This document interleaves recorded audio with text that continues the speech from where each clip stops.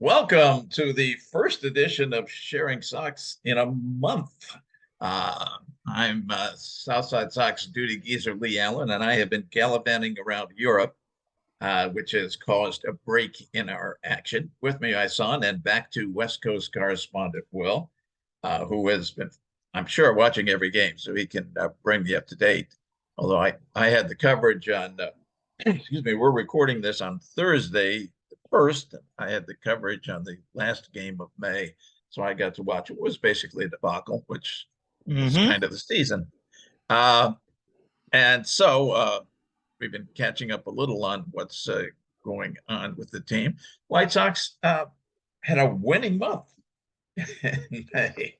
Why did they have a winning month? Well, they had 20 games against the rest of the AL Central, not including the Twins, plus 3 games against Cincinnati, the easiest schedule in the history of baseball because they're in the worst division in the history of baseball.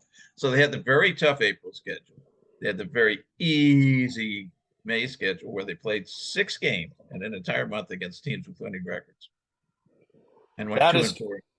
All of them at home, and went 2 and 4 against the Astros and the Angels.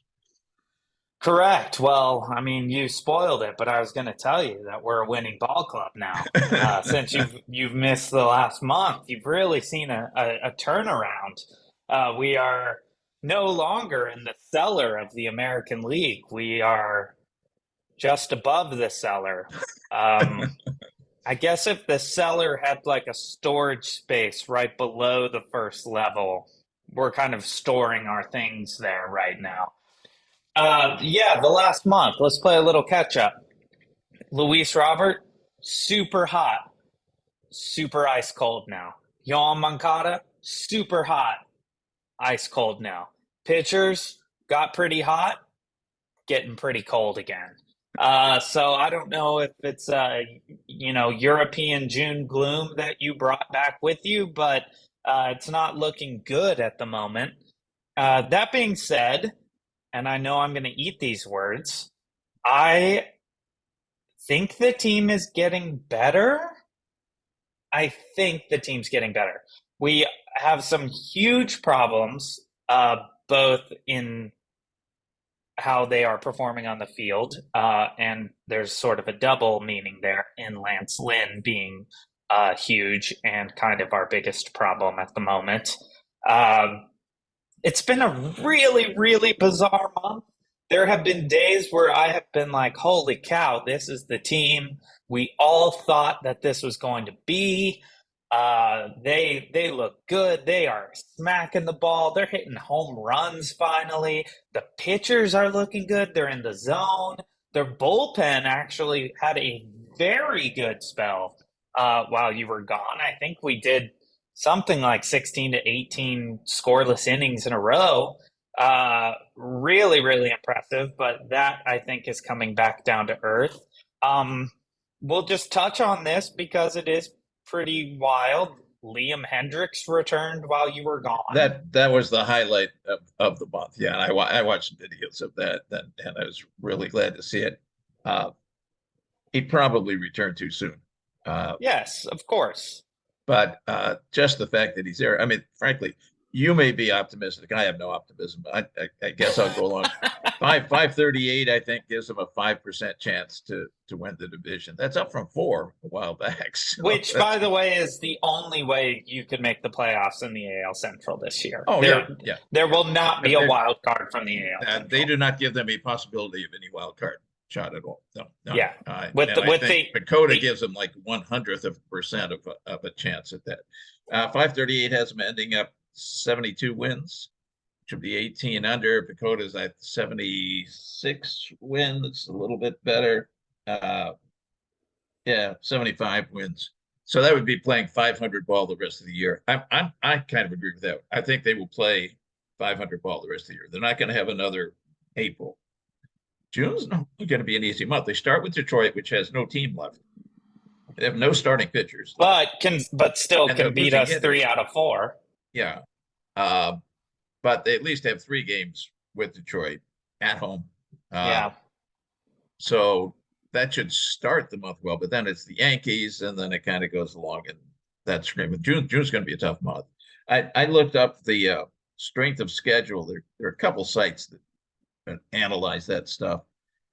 They say of the schedule played, the Sox have the 10th hardest in the major. That's because of April, because obviously May was just a gimme. Yeah. It's not like they played it, and so they had a much harder schedule. So far, Cleveland's had a very easy one, somewhat easier schedules for Minnesota and Detroit.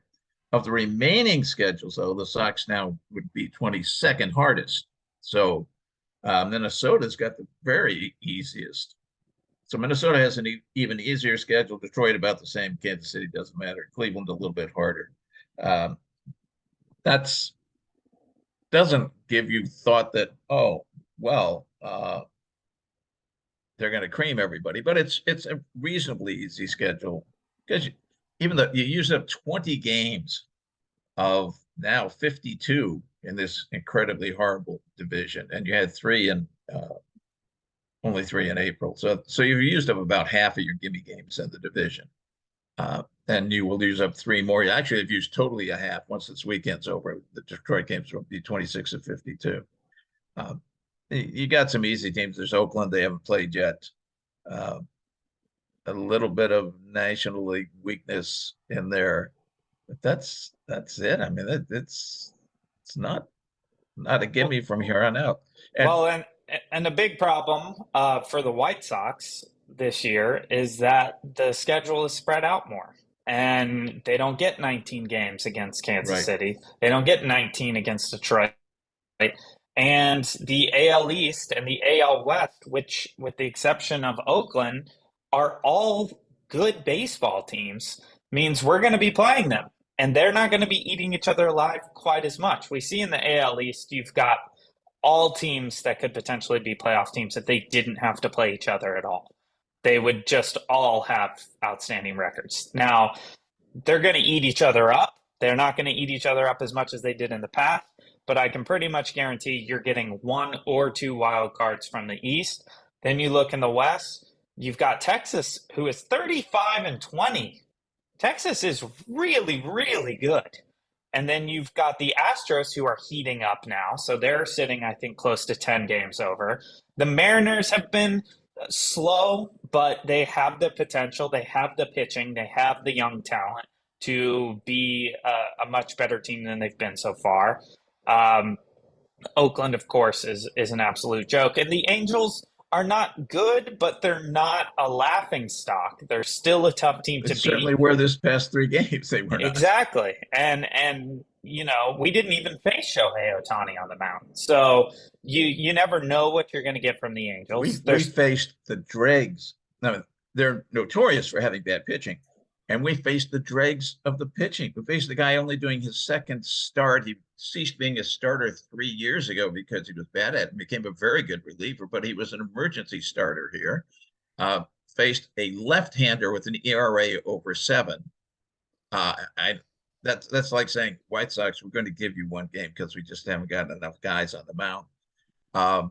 Except we don't actually. That's the thing. We don't actually crush lefties. We are supposed to. We are designed. Anytime you're watching a game, they're like, oh, it's real brave to throw a lefty against the White Sox. No, it's not brave to throw anyone against the White Sox right now. Well, we crushed the lefty after he had thrown more pitches than he'd thrown in any game all year. I checked that out. Yeah. And then the lefty reliever, we crushed the lefty reliever in the 9th inning on Thursday or Wednesday. And again, he's throwing more pitches than he'd thrown all year. So, you know, we get to them when they get worn out, I guess. Yeah, but exactly. at least it was something. Instead of losing 12-2, was 12-5 because the Angels just didn't care at that point. They knew they were going to win. And Berger could get a home run and pad his stats, and other guys could pad their stats. Alberto had a double, for crying out loud. Right.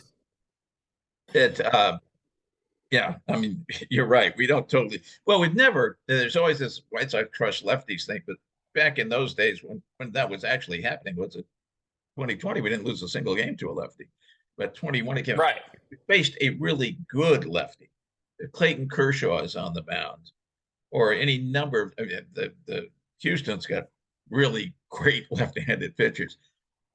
They just blow by us. Valdez just blows through them. I mean, it's does the guy get on base at any point? Probably not. Uh, Right. but against bad lefties, they're really good.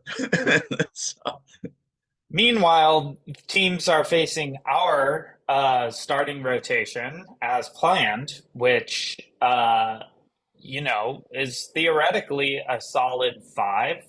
But here we are in June, and our starting five ERAs are 4.08, 6.55, 4.88, 4.52, and 4.56.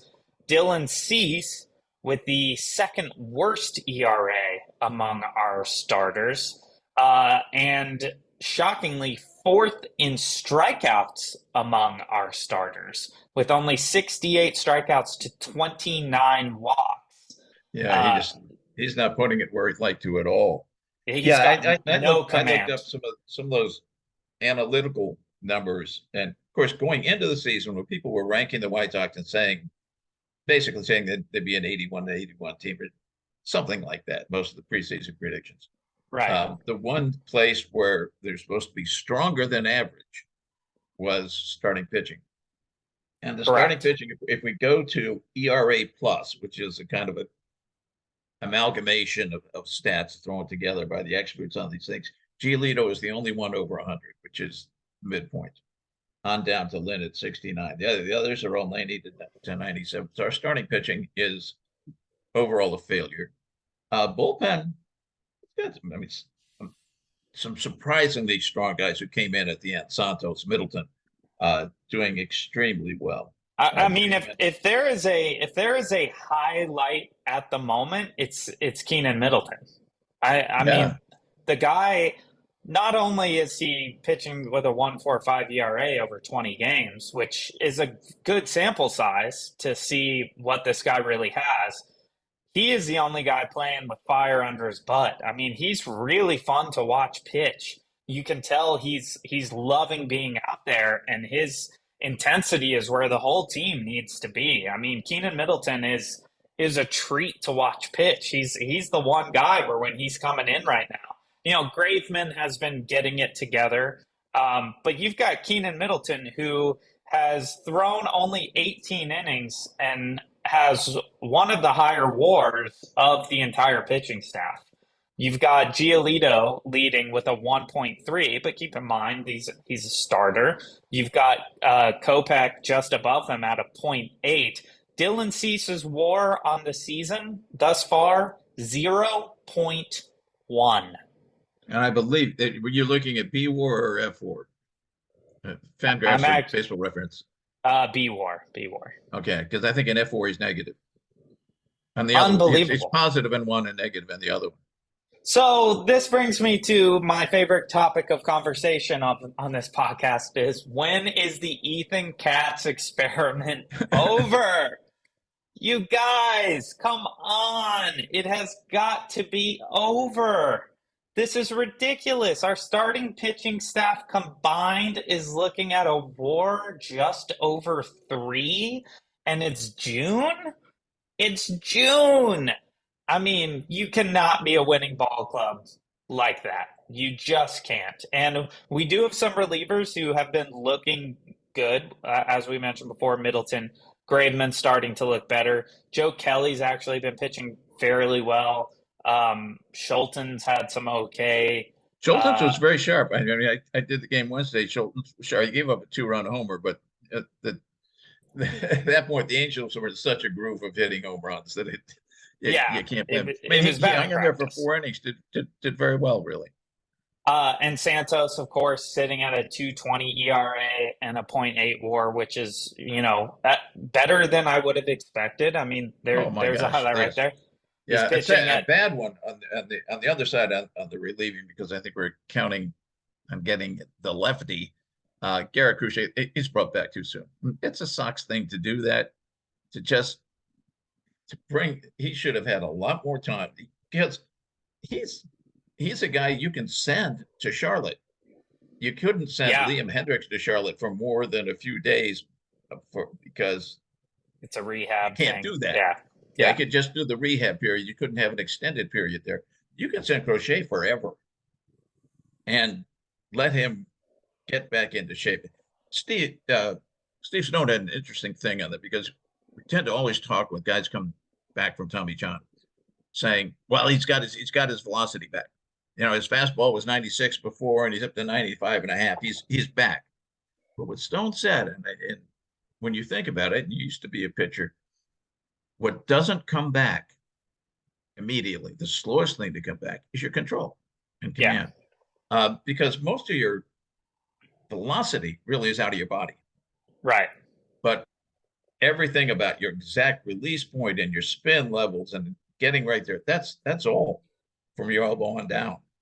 And that's what you don't get back soon enough. He shouldn't have been brought up this soon. He's been clobbered twice in a row. Give the kid a break. It's not hurting him to send him down there and let him pitch his way It's helping him. being ready. Yeah. It's helping him 100%. I mean, that's what you need to do.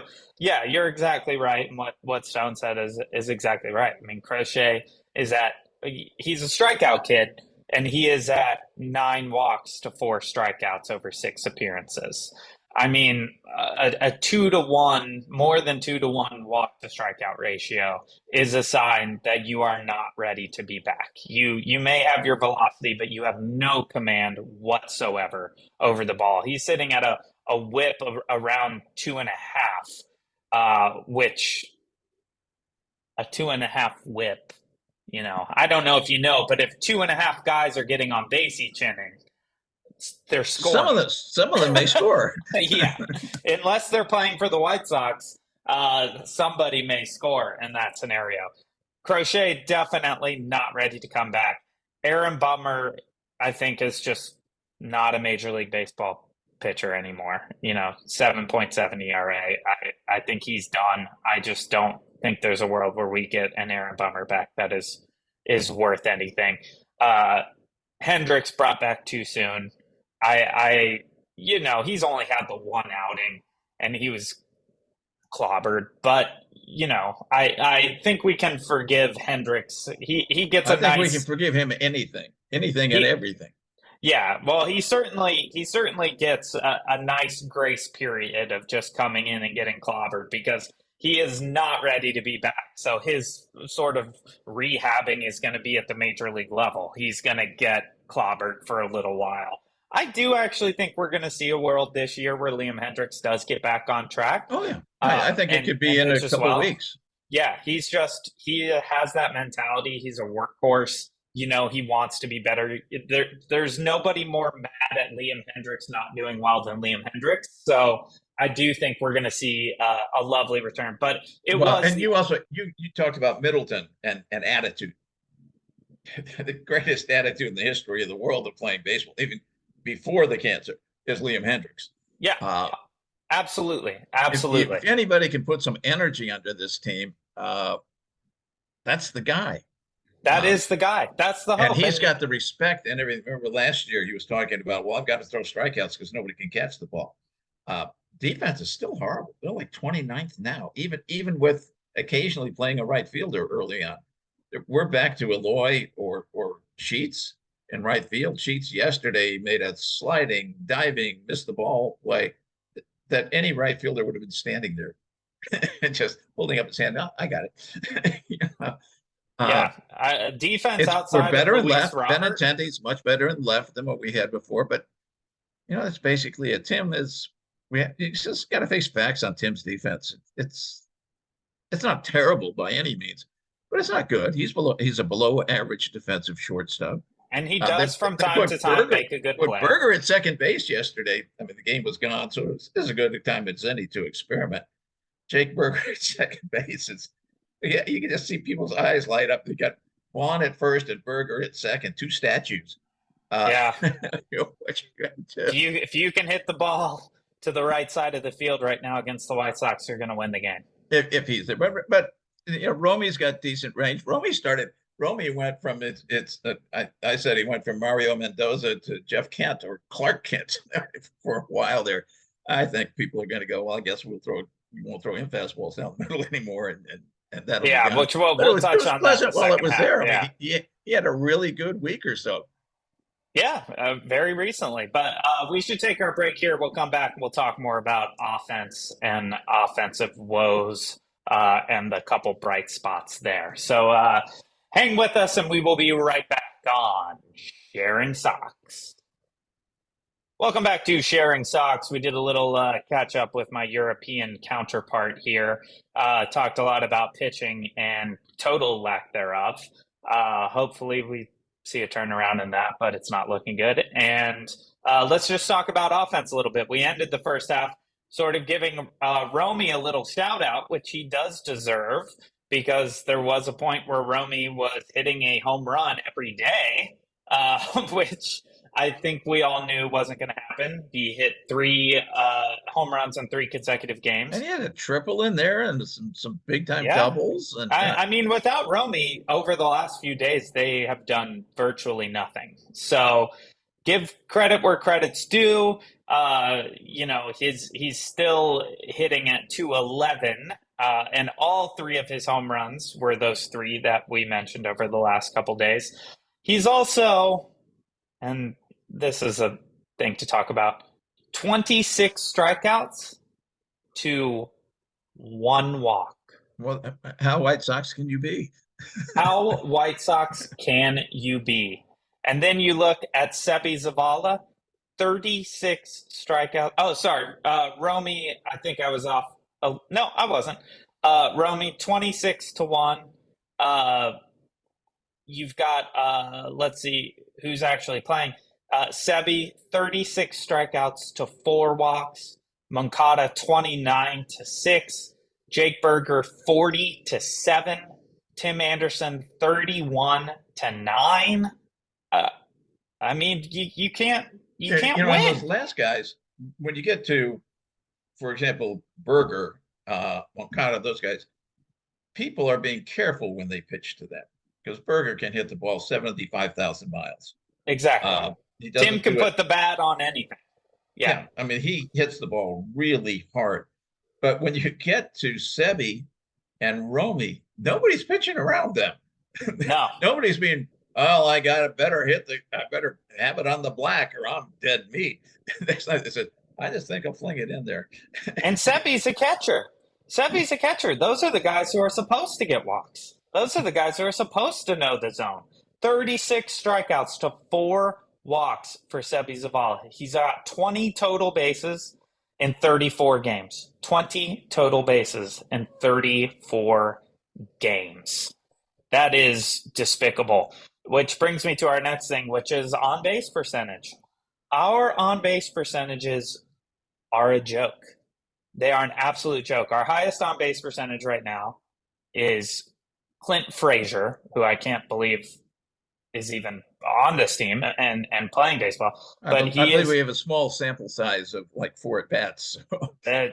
he's got 23 at bats. His on base percentage 370. When you get up to guys who are actually playing on it, Tim Anderson, our leadoff hitter, 302 on base percentage, always been a problem with Tim, and only a even when he's hitting 306 320. and only a 306 slugging. So he's got the on base percentage of a guy who only hits home runs, but he doesn't hit any home runs. Tim Anderson has no home runs in 39 games. Now, I'm not saying Tim Anderson is the guy that we are expecting to be up there hitting home runs, but this is a guy who does hit home runs historically from time to time, including at key Plus, moments. he's the guy who needs to be on base. We get to the on base percentage, who needs to be on base for the guys coming up who do hit home runs, who the power hitters. When you get to Moncada and Robert and Vaughn, and occasionally Berger, depending on what's going on there, he needs to be on for them. Solo homers, oh boy, that went 450 feet. Well, a solo homer is as good as a walk, a stolen base, and a single. In fact, it's worse because the walk, a stolen base, and single leaves a guy on base. Solo homer just leaves him empty. Absolutely. If you look at our home runs as a general rule, Luis Robert Jr., 13, great. I'll take that in June from Luis Robert. anytime. I think that's right where actually above where I would expect him to be there. Jake Berger with 11. Then you look down. Romy has 3. Hanser has 3. They have more home runs than Sebi, than Yoan, than Andrews, than Anderson, than Benintendi. Benintendi also has 0 home runs. Now, I know this is not your home run hitter, but 0 home runs in June is not how you can win Major League Baseball games. You just can't, especially if nobody's getting on base. Now, Benintendi's way better at taking walks. He and Vaughn actually have okay strikeout to walk percentages. Those are your 2 higher on base percentages among the guys who are playing every day. Yasmani, striking out a ton, but taking walks from time to time. Well, that's what he's always done. That's his history. Yeah, certainly. But there is just no true offensive production on this team at all. Luis was very hot for a while there. He's sitting at a 2.3 WAR, but he has completely cooled off over the last few days. There is just no consistent offensive production whatsoever. Vaughn has from probably this team. been the best at consistency. He hits the ball very hard. He's in the top few percent of average exit velocities. But we have to hope with Vaughn that after this month being June now, he's still doing that, because past 2 years, you get to the All-Star break and he really, really tapers off. Now, is he more used to playing a whole major league schedule now and he can handle it and he doesn't wear out? We got to hope that. But if it's like I think there's a good chance of that being the case, especially because they're not making him play in the outfield, so he's not dealing with like the constant discomfort of playing out of position and potentially embarrassing himself all the time. He's not a good first baseman, but he's not a laughing stock like he is when he's in the perfectly outfield. Okay first baseman. Which is really all you need at first base. Yeah, you don't need more than an average first baseman if the rest of your guys are going to play above average defense, which we do not at all in any way, shape, or form. As you mentioned before, Tim, he just needs to not be a shortstop anymore. I think there's a world where Tim Anderson would be one of the best second basemen in the entire league. But having him over at short is it's kind of a liability. He makes great plays, but he also throws the ball away a ton. He boots the ball. He does not make plays with any sort of consistency whatsoever. Now, the issue is if you move him to second base, we don't have a true shortstop. Berger. Jake will take it over. Yeah. Yeah, as long as you're playing a team of only left-handed hitters, you could put Jake Berger at shortstop. I'm just lost at what to do defensively with these guys. These guys should be playing better defense than they do. A minor highlight has been that Yoan, since he's come back, has at times looked like an elite third baseman again. He's making some really great plays. His arm looks strong. He does look healthier than he's looked while playing third base. But that injury could spark up at any time. I thought the other day he was grabbing his leg out on a swing. I thought, oh God, not again. But apparently he recuperated from that fine. I happened to look up, and it was some Fangraphs ranking team defense. A team is 29th, but team defense by position. Now that doesn't mean a given individual because different people play the position. The only one where the Sox are high is, as you guess, center field. One where they are deceptively low is third base, but that's because Yoan was out and Berger is so bad. So good as Yoan is defensively, and he's terrific.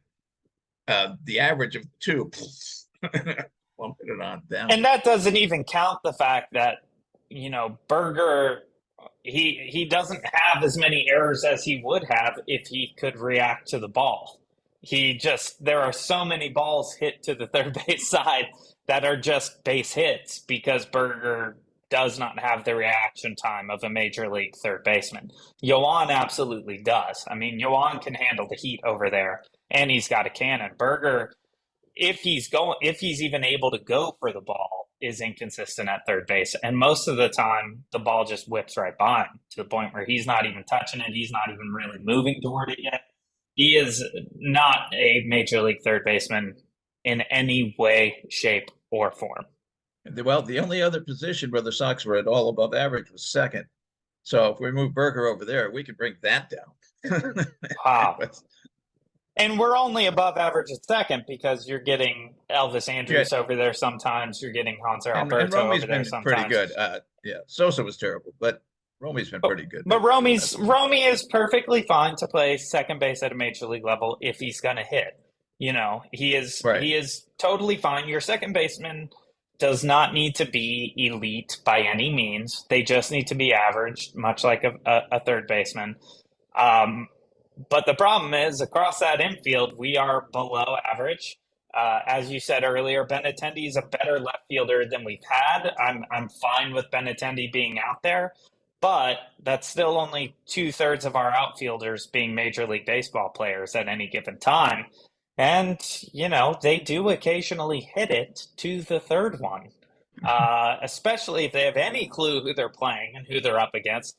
And since we have starting pitchers who cannot command the ball, it's pretty easy to choose. I want you to think about this.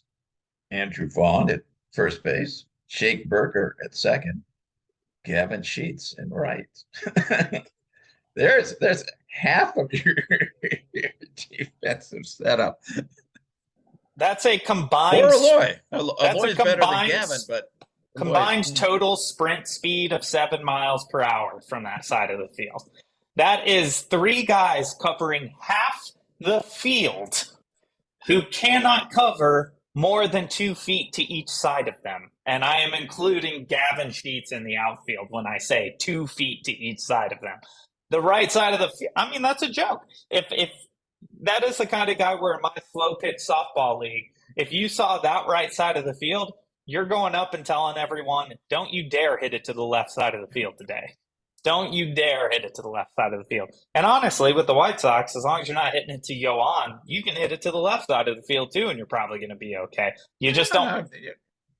Tim, listen, Tim's not that bad. He's below average. He's not that bad. And Benintendi's probably average. Right, but like, you know, that's below average and average. You're still not sweating hitting the ball to the left side as long as we you keep haven't it even gotten into the catching defense. We don't have that. I do not understand why teams don't, as soon as they get on, steal on the White Sox. They don't steal as much as you think with the new rules and everything. Yeah. And our pitchers are terrible at holding people on. At holding people on, and they're terrible at fast deliveries. I would steal with virtually any guy but the catcher on first base. Why not? Why not? We're not going to catch you. You think Yasmani Grandolph going to be throwing people out? No way. No way. Can't catch, can't frame, can't throw. He is absolutely not a major league catcher anymore. And it's not his fault. He's older. His knees are gone. His legs are dying. You know, he shouldn't be out there. Sebi, probably slightly better. I haven't looked at the stats, but it can't be more than slightly. And, you know, he's certainly a better framer than Grandal at this point. I have seen him do some good framing work, but he's not really going to be throwing people out. I don't understand not running against the White Sox every other time you have someone on base. It just doesn't make sense to me because they had a strike him out, throw him out yesterday, which I think was just a total mix-up of signs on the part of the Angels, because it was like a double steal with 1 out and a 3-2 count. I guess they were just presuming it would be ball 4, which it was, except the guy swung and missed. That was Urshela, swung at a real bad pitch. And the throw out at third was by 15 feet. It was almost like it was a 3-2 hit and run or something. It must have been. But it goes on the stats. It goes on the stats as we got a guy, so that looks good. Because I definitely would not steal third every time against the White Sox, but I would steal second every single time. I mean, it's a gift with these starting pitchers and our catchers. A single's a double. You should just be going up trying to hit a single to the right side and then stealing second base. A single's a double. It's a brilliant way to score against us.